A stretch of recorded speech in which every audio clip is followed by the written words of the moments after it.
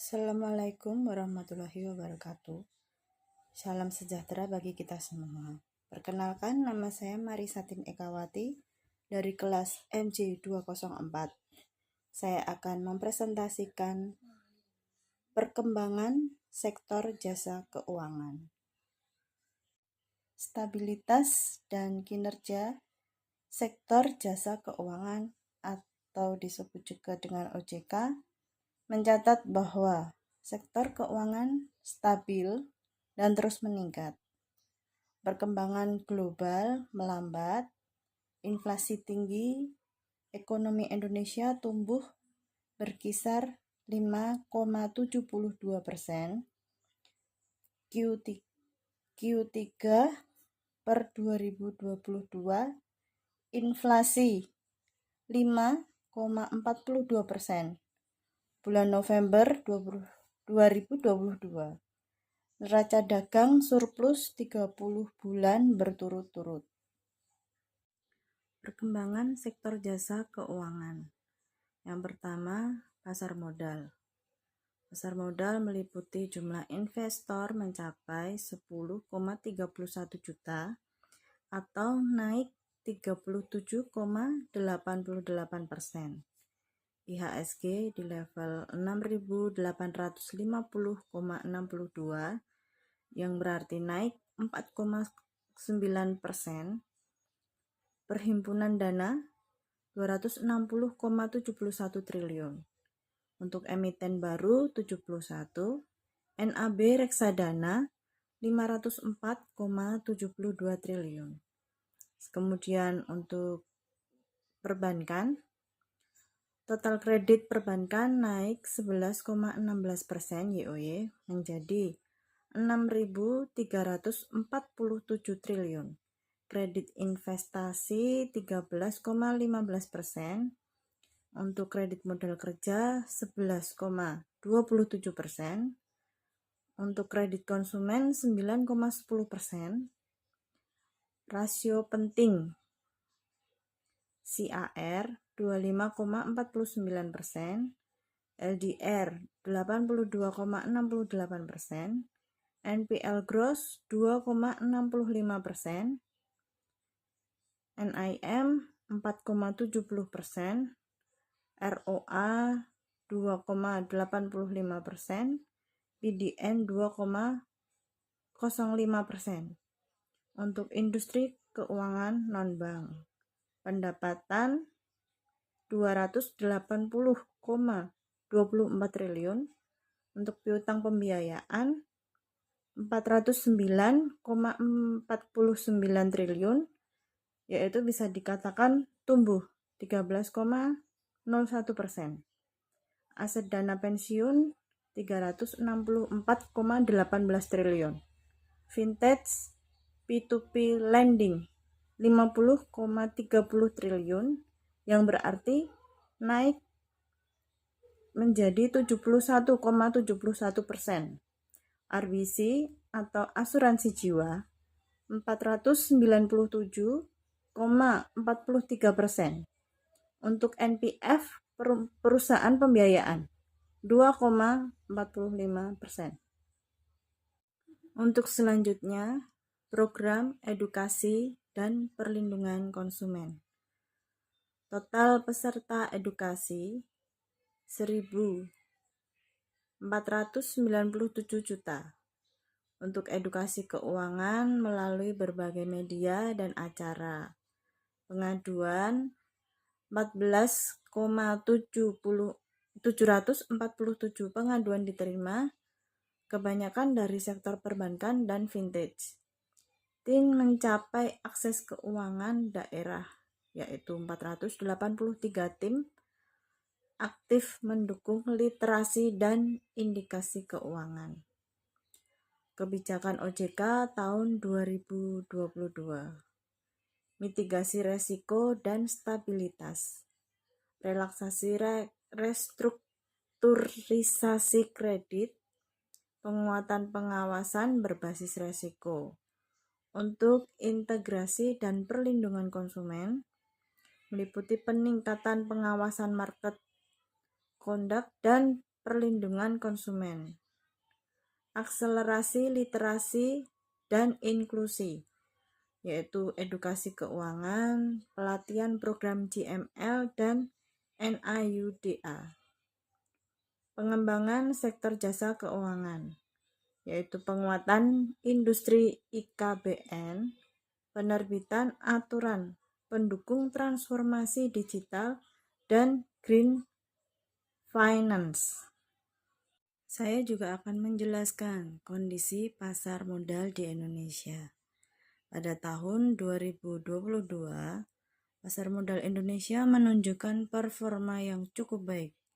Jumlah investor meningkat cukup banyak menjadi 10,31 juta investor yang tumbuh sekitar 37,5%.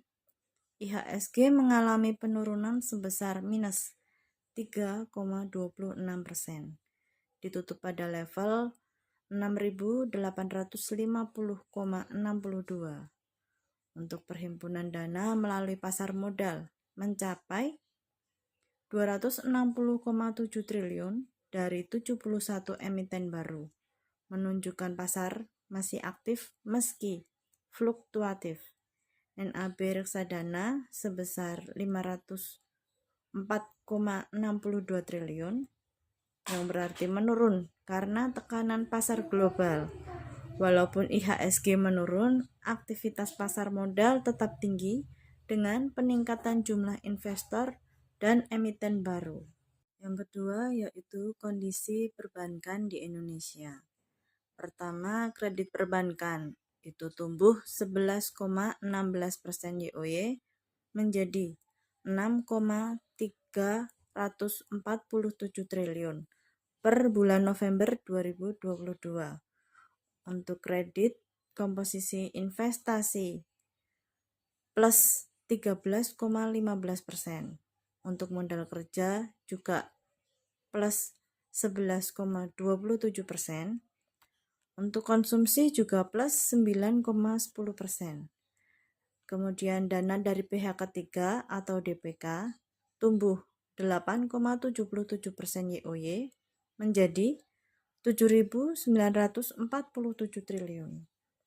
Untuk rasio kinerja perbankan, CAR 25,49%, yang berarti tinggi dan menandakan perbankan sangat liquid. LDR 82,70%, yang menandakan bahwa keadaannya sangat sehat.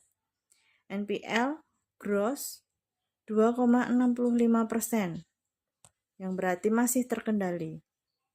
NIM 4,40%, untuk ROA 2,55%, untuk PDN 2,05%. Dan kinerja perbankan cukup sehat dengan pertumbuhan kredit dan DPK yang positif serta rasio keuangan yang stabil. Kemudian yang ketiga, kondisi industri keuangan non-bank. Beberapa indikasi penting yaitu pendapatan industri IKNB naik menjadi 280,24 triliun. Untuk piutang pembiayaan yaitu 409,49 triliun, yang berarti naik 14,18% YoY. Untuk aset dana pensiun 341,87 triliun. Vintage P2P lending outstanding pembiayaan di 50,30 triliun, meningkat yaitu menjadi 71,09%.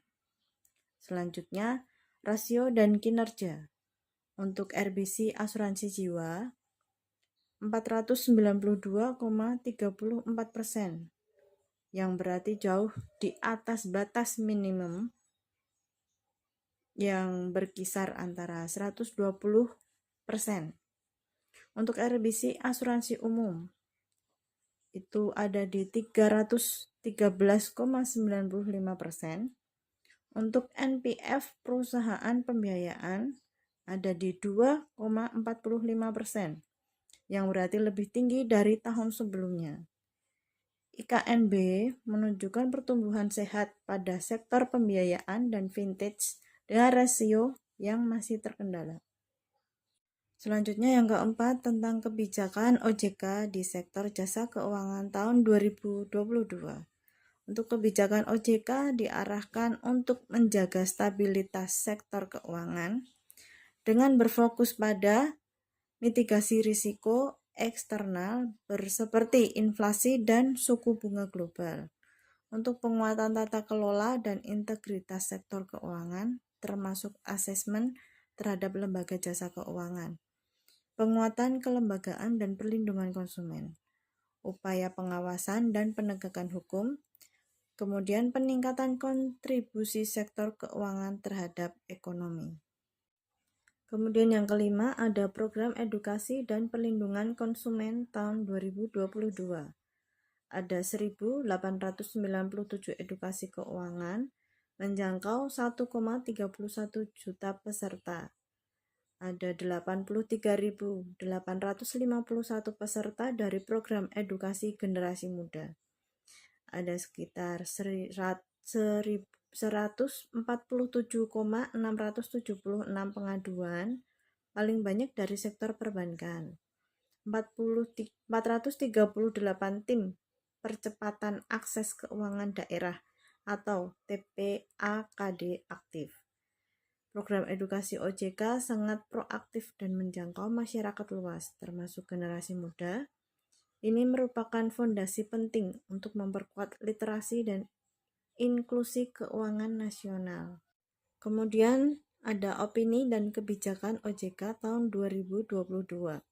Kebijakan OJK tahun 2022 cukup responsif terhadap tantangan ekonomi global dan nasional. Penekanan pada integritas, mitigasi risiko, serta perlindungan konsumen dan penguatan peran TPAKD merupakan langkah strategis dalam menjaga kepercayaan dan stabilitas sektor jasa keuangan. Demikian presentasi dari saya. Saya ucapkan terima kasih.